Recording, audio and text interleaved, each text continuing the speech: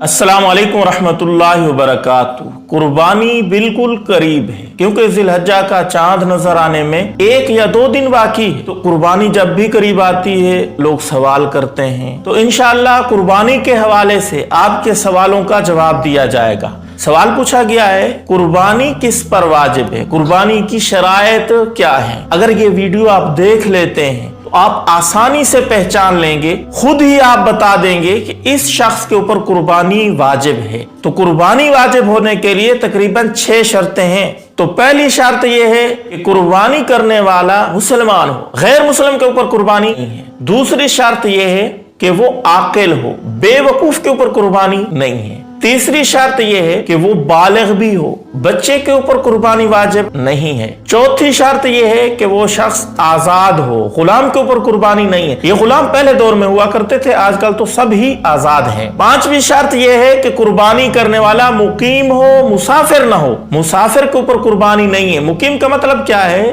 सफर में ना हो। शरी सफर जो बनता है वो 70 किलोमीटर तकरीबन बनता है, तो सफर के अंदर इंसान हो तो कुर्बानी नहीं है। मकाम के ऊपर हो तो कुर्बानी वाजिब है। और छठी और आखिरी शर्त यह है कि वो कुर्बानी करने वाला साहिबे निसाब हो। अब साहिबे निसाब के अंदर तफसील है, अगली वीडियो का इंतजार करें, उसके अंदर इंशाल्लाह हम बताते हैं आपको।